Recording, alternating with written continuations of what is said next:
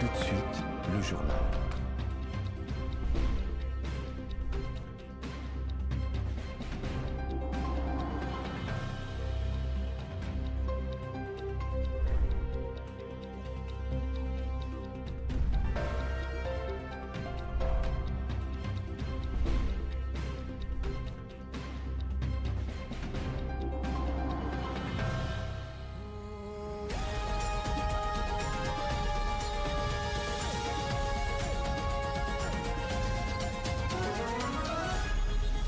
RTNC, la grande édition du journal. Il est 20h à Kinshasa, 1 heure de plus à Puerto dans le Haut-Katanga. C'est l'heure de vous informer. Voici les titres de l'actualité de ce samedi 25 avril. Des retrouvailles chargées d'émotions. De retour du Burundi, des réfugiés congolais retrouvent leur famille au centre de transit de Kavivira.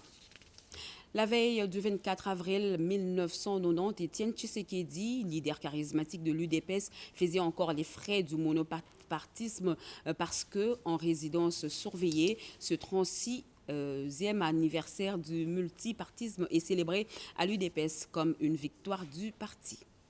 Le mouvement des entreprises de France manifeste leur envie de se déployer en République démocratique du Congo. Les discussions se mènent sous le leadership de la Première ministre qui a reçu la délégation du MEDEF. Voilà pour les titres. Mesdames et messieurs, bonsoir et très heureuse de vous retrouver à travers cette grande édition d'information sur la chaîne nationale. 10 ans après sa mort, Papa Wemba, le roi de la SAP, ne quitte pas la mémoire des Africains en général et de Congolais en particulier. Le premier d'entre les Congolais, Félix Antoine Tshisekedi Tshilombo, lui a rendu personnellement un hommage digne du roi du village Molokai. Le chef de l'État a fait une descente à Matongé, à la place Banakin, où l'artiste musicien est immortalisé. Rachel Foutou, Précieux Mangonzoy et champion d'Anki.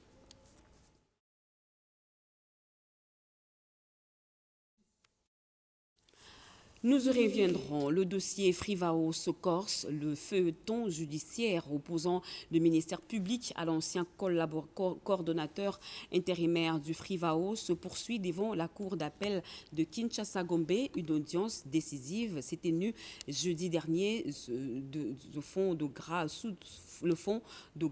soupçons de détournement des deniers publics, une infraction sévèrement réprimandée par la loi. Mami Kadima.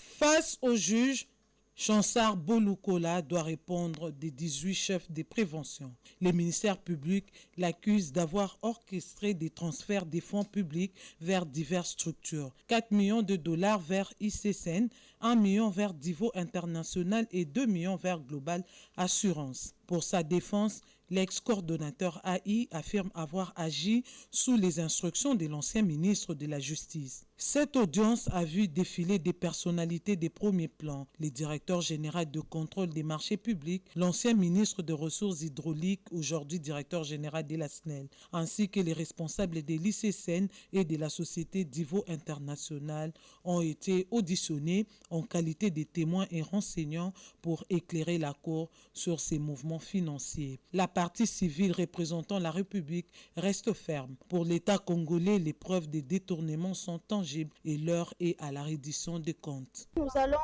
étaler nos moyens de droit et établir si l'infraction existe ou ça n'existe pas. La défense de son côté ne compte pas en rester là. Les avocats du prévenu ont sollicité de la Cour la comparution du président du conseil d'administration de la Frivao, jugeant sa présence indispensable à la manifestation de la vérité. C'est un autre cabinet. On n'a pas complicé le dossier. L'avocat doit d'abord comprendre le dossier et puis prendre une position claire, orienter son client par rapport à la défense. Ça n'était pas fait. Après l'audition des témoins présents à l'audience, la Cour a décidé de renvoyer la cause au 30 avril 2026 pour complément d'instruction et poursuite des débats. Ce moment fort dans la province du Lualaba, en mission de contrôle, le procureur général de la Cour de cassation, Firmin Mambou Mvonde, a passé en revue la situation carcérale à Dilala. Au terme de cette intervention, 52 détenus ont été libérés après la levée de plusieurs irrégularités constatées dans certaines détentions dans le cadre du respect des droits fondamentaux et de l'état des droits. Yvette Makountima. Coup déballé dans les prisons congolaises. Certains détenus se sont retrouvés derrière les barreaux, parfois sans base légale solide. Dans les lois là-bas, la justice passe à l'action. En mission d'inspection, le procureur général près la Cour de cassation, Firmin Vondemambou, a ordonné la libération des 52 détenus à la prison de Dilala après un examen jugé rigoureux. Aujourd'hui, nous avons profité pour libérer un peu plus de 50 prévenus, dont j'ai constaté que le fait pouvait être considéré comme bénin. Et je pars avec le sentiment précis que ici à la prison de Dilala, ça se passe très bien, avec le regret que l'espace devient un peu exigu et qu'il faille trouver de l'espace pour l'érection d'une nouvelle prison. Je vais aussi plaider auprès de l'autorité provinciale pour qu'on puisse assurer l'électrification des lieux, puisque souvent ils sont dans le noir. Mais je pars avec le sentiment général que la prison est tellement bien tenue. Chapeau bas à monsieur le directeur et à l'autorité provinciale ainsi qu'à l'équipe dirigeante de la prison. Une décision forte qui s'inscrit dans la volonté de désengorger les prisons, mais surtout de garantir le respect des droits fondamentaux des justiciables. Je suis ici à l'inspection et bonne journée.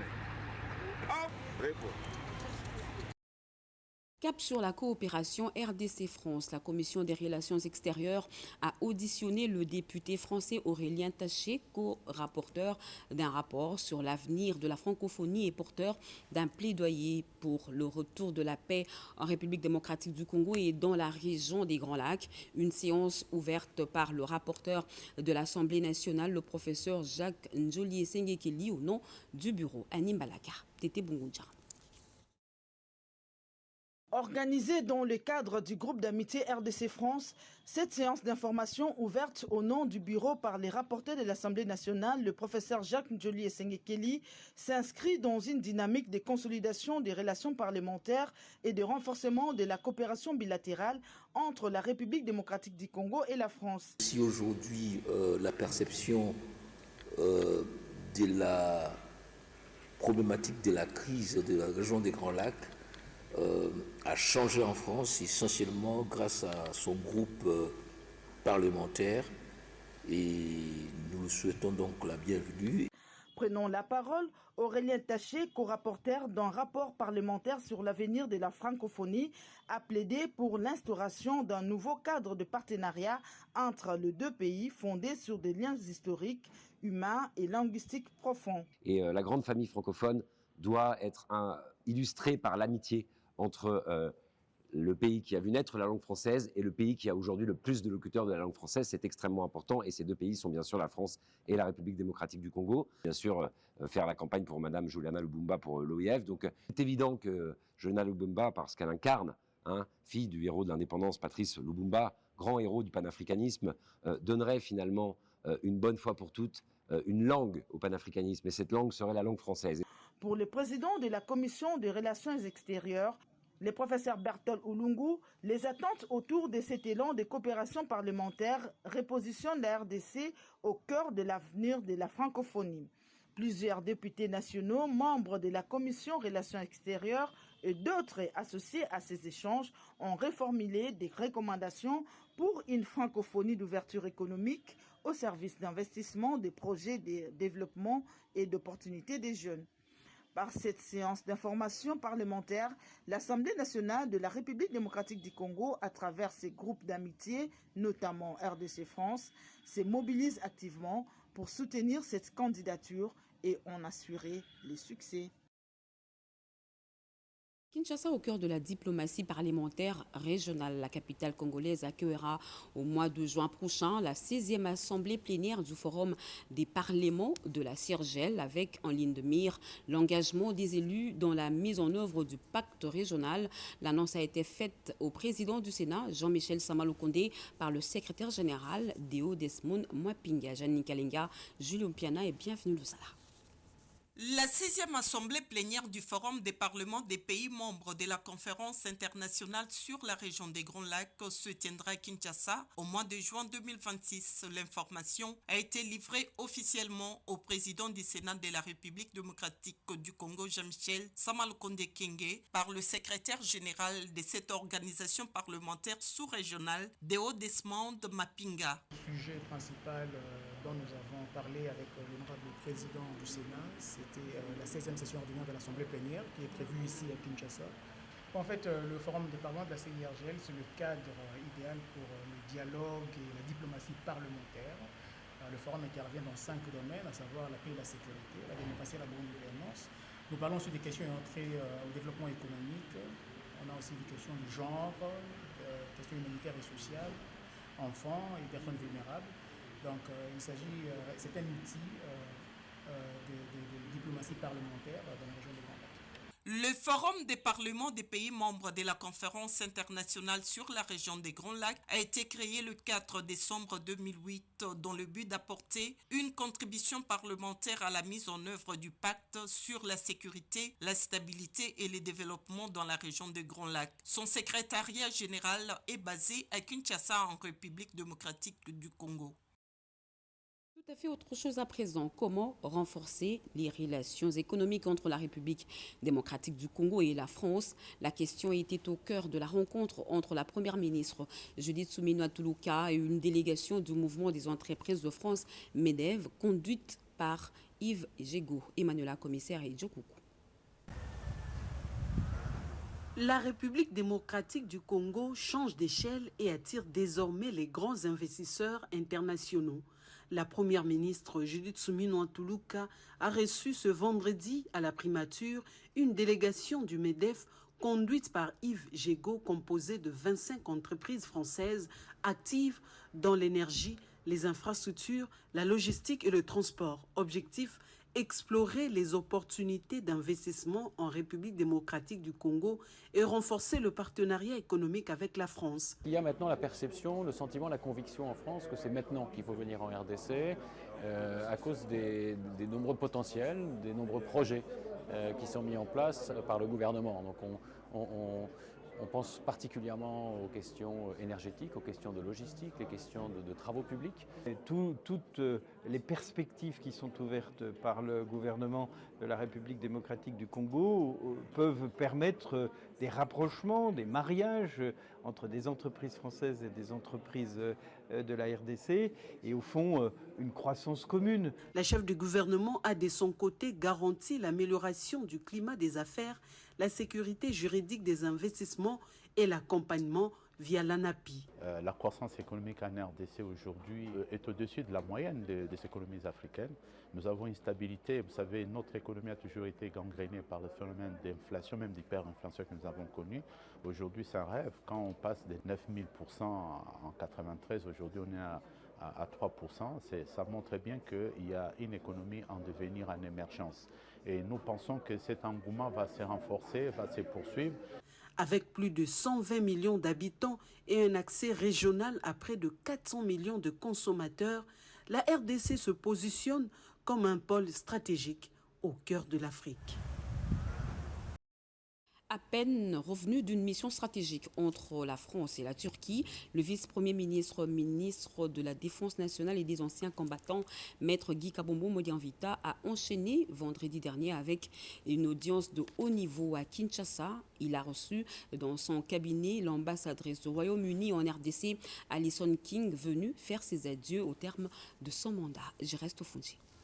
Kinshasa accélère sa diplomatie militaire. À peine de retour d'une tournée stratégique entre la France et la Turquie autour des enjeux de défense, le vice-premier ministre, ministre en charge de la défense nationale et des anciens combattants, Maître Guy Kabombo Modianvita, a reçu l'ambassadeur du Royaume-Uni en RDC, Alison King, venu lui faire ses adieux après la fin de son mandat à Kinshasa. Une visite d'adieu, mais loin d'être protocolaire. Les échanges ont été francs, directs et tournés vers l'essentiel, la coopération en matière de paix et de sécurité. Les deux personnalités ont passé au crible les dossiers sensibles, notamment le programme de désarmement, démobilisation, relèvement communautaire et stabilisation PDDR-CS, ainsi que la réserve armée de la défense RAD, deux chantiers encore en pleine consolidation. Dans un temps résolument tourné vers l'avenir, la diplomate britannique a plaidé pour une relation renforcée fondée sur la confiance, l'écoute et le respect mutuel. Elle s'est engagée à porter la voix de la RDC une fois de retour à Londres, gage d'une continuité diplomatique au-delà de son mandat. De son côté, le vice-premier ministre, ministre de la Défense nationale et des anciens combattants, affiche une ambition claire, donner une nouvelle dimension au partenariat avec le Royaume-Uni. Formation des FARDC, accompagnement des processus de paix dans la région, Kinshasa entend structurer et intensifier cette coopération stratégique. Dans la foulée, Maître Guy Kabombo Modianvita a salué la dynamique impulsée par le chef de l'État, Félix Antoine Tshisekedi Tshilombo, dans la redynamisation des FARDC, réouverture des centres de formation, modernisation des infrastructures militaires, autant des réformes engagées pour bâtir une armée plus professionnelle, plus opérationnelle et résolument tournée vers les défis sécuritaires actuels. Le ministre de la Communication et des Médias, porte-parole du gouvernement Patrick Muyaya, a échangé avec le président national de la Fédération des entreprises du Congo, FEC, sur les enjeux du climat des affaires en République démocratique du Congo, moment marquant la présentation du projet de construction d'un nouveau bâtiment au siège de la FEC. Gaëtan Magalano, Didier Sefou, Chico Biponda et Robert Kalimba. Climat des affaires, application du SMIG. Évaluation de la situation économique du pays, plusieurs points constituent le sens même de cette rencontre entre le président de la Fédération des entreprises du Congo et le porte-parole du gouvernement. Robert Malumba Kalombo et Patrick Muyaya Katimbwe ont abordé ces sujets ce samedi en présence deux hommes d'affaires membres de la Fédération. Lors de sa prise de parole, le ministre de la Communication et des Médias a donné des éclaircissements sur les différents sujets évoqués avant de remercier le président de la FEC pour cette initiative de change en tant que partenaire privilégié du gouvernement. Et je pense que sous l'impulsion du président de la FEC, on a convenu de rendez-vous qui viendront pour voir dans quelle mesure on va davantage discuter entre partenaires, pour voir dans quelle mesure on peut davantage, en tout cas au niveau du gouvernement, apporter des réponses là où les réponses doivent être apportées, surtout au niveau de certaines commissions techniques. La deuxième partie de cette cérémonie a constitué à l'exposition et projection dans la salle du projet de construction d'un nouveau bâtiment au siège de la FEC avant la pose de la première pierre par le président national, Robert Malumba Kalombo. Nous posons aujourd'hui est à la fois symbolique et concret. Symbolique parce qu'il marque le début d'une nouvelle étape dans la vie de notre institution. Concret parce qu'il s'inscrit dans un processus structuré, déjà engagé et qui aboutira dans un délai prévu à la livraison d'un ouvrage de service de tous. Un nouveau bâtiment de 4 niveaux avec rez-de-chaussée sur front propre de contribution de membres de la Fédération. Au-delà de sa dimension fonctionnelle, cette construction revêt également une portée stratégique. Elle traduit la volonté de la FEC de se projeter dans l'avenir, d'anticiper les évolutions et de renforcer sa crédibilité en tant qu'acteur central du climat des affaires en RDC. Une institution qui a investi dans son infrastructure envoie un signal fort, celui de la stabilité, de la confiance et de l'ambition, a martelé le président de la FEC. Et la campagne pour le secrétariat général de l'OIF se poursuit. Candidate de la RDC, Juliana Lumumba est en tournée dans l'espace francophone. Elle séjourne actuellement à Ottawa, au Canada, dans le cadre de ses échanges diplomatiques. Regardez. Un séjour sans repos à Ottawa pour la délégation de la République démocratique du Congo, venue de Kinshasa. Chaque minute compte. Et dans tout le salon, La carte Juliana Lumumba se confirme de plus en plus grâce au nouveau narratif de la redynamisation de la francophonie. Elle a été créée avec ses valeurs au départ et ça doit redevenir ce qu'elle est. Parce que c'est avec cela qu'on peut.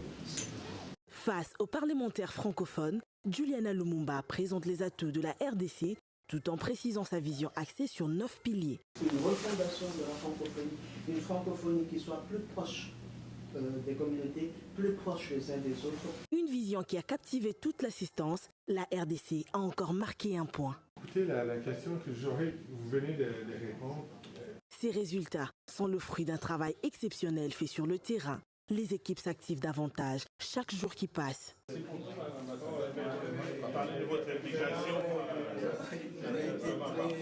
La RDC peut également compter sur la République sœur du Congo-Brazzaville, à l'instar d'autres pays africains qui ont promis leur soutien. L'ambassadeur de la République du Congo au Canada rassure. Une candidature est portée par tout un pays et que les chefs d'État, le président du Congo-Brazzaville a vu notre ministre des Affaires étrangères et je pense qu'à ce niveau-là, les décisions sont prises et que nous, derrière, nous ne ferons que suivre la décision que les chefs d'État auront entérinée. Le programme de Juliana Lumumba prévoit de rencontrer le président de la Chambre de communes canadien, mais aussi d'autres officiels à Montréal. Si je reste... Des retrouvailles chargées d'émotions, nous vous l'avions dit à l'entame de ce journal. De retour du Burundi, des réfugiés congolais retrouvent leur famille au centre de transit de Kavivira. Sur place, une prise en charge sanitaire est assurée avec dépistage et vaccination des enfants. Diane Balaka. 48 heures après les retours volontaires à Uvira, des réfugiés congolais qui vivaient au Burundi, les membres des familles ne cachent pas la joie de revoir le leur après plusieurs mois de séparation.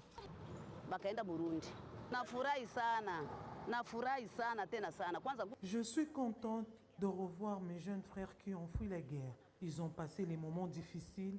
Les voir en vie me rassure. Docteur Lesa, coordonnateur santé au sein de l'ONG SIOTS Canada, partenaire du HCR pour la prise en charge et la protection des réfugiés congolais et burundais, précise. Les personnes malades, ils sont prises en charge, on leur donne le médicament en fonction de la maladie. Il y a des personnes qui ont ce qu'on appelle des maladies chroniques.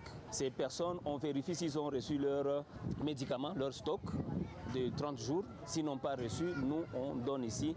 Les réfugiés sont accueillis au centre de transit de Kavivira. Sentiment de gratitude au président de la République Félix-Antoine Tshisekedi Tshilombo ainsi qu'aux partenaires de la RDC qui ont facilité ce rapatriement volontaire.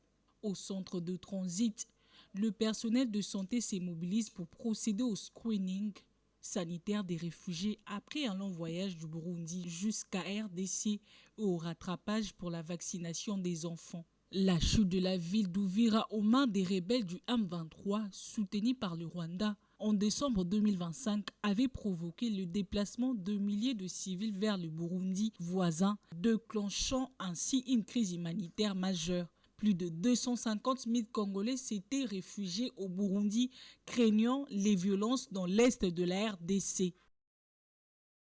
Offensive de soutien à la candidature congolaise à la francophonie, on en parle encore. La Ligue des Patriotes se mobilise pour porter la candidature de Juliana Lumumba au secrétariat général de l'Organisation internationale de la francophonie. Parallèlement, elle annonce le déploiement dans l'espace euro-américain pour traquer et dénoncer les usurpateurs d'identité congolaise. Edith Chala.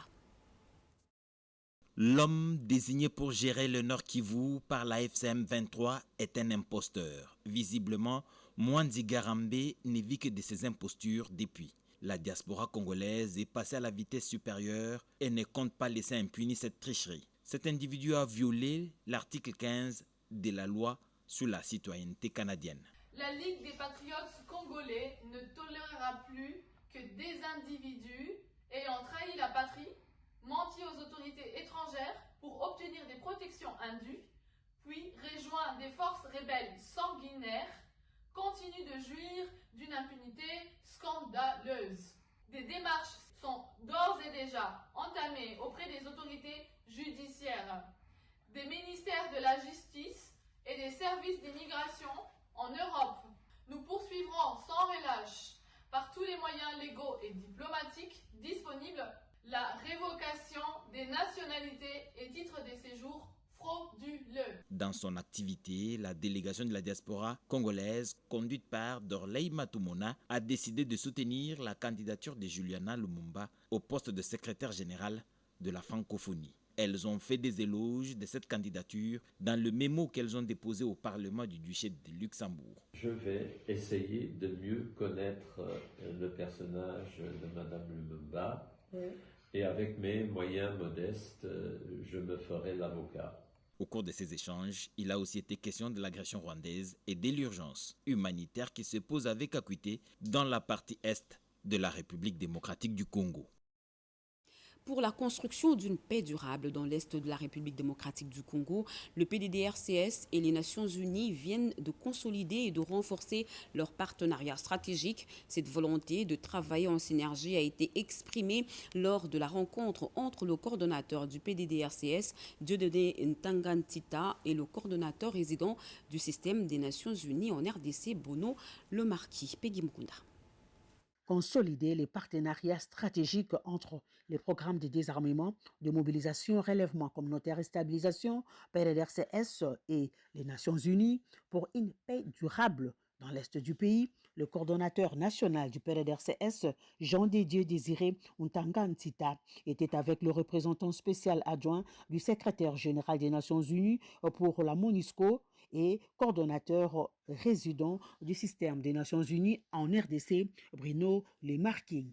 Occasion pour les deux personnalités de réaffirmer leur engagement à intensifier leur collaboration dans une approche inclusive, coordonnée et résolument tournée vers les résultats afin de contribuer de manière significative à la stabilisation et au relèvement des zones affectées par les conflits en RDC. Une démarche saluée par le programme pour l'appui constant du système des Nations Unies, dont l'accompagnement technique, financier et stratégique constituera un levier déterminant pour la mise en œuvre efficace de son mandat. Par ailleurs, plusieurs exemples concrets de collaboration ont été mis en lumière, notamment le projet financé par les mécanismes onusiens tels que le Fonds de consolidation pour la paix PBF à Kalemi dans la province du Tanganyika et le Fonds de cohérence pour la stabilisation à Tchéré dans la province de l'Ituri. La semaine française à Kinshasa, l'ANAPI a marqué sa présence en tant qu'organe technique de la RDC pour améliorer le climat des affaires et dans l'accompagnement des investisseurs. Rachel Ponguluamba, directrice générale, a présenté les réformes engagées par le gouvernement pour attirer plus d'investissements. Yvette Makuntima. Séduire, réformer et attirer les investisseurs, la République démocratique du Congo joue sa partition.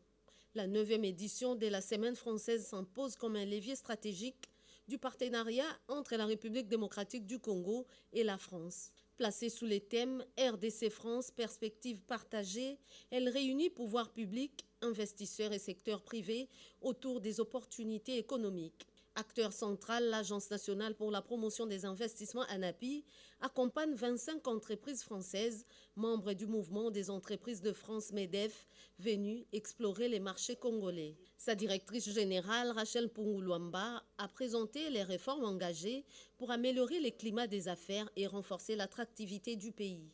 La RDC, avec les réformes qui ont été engagées, ces dernières années, elle a réussi, en dépit de tous les chocs endogènes et exogènes, à afficher des taux de croissance bien supérieurs à la moyenne en Afrique subsaharienne. De la même manière, grâce à toutes les réformes de son cadre macroéconomique qui ont été opérées, le taux d'inflation, qui était très élevé en 2024, a été maîtrisé grâce à des politiques rigoureuses.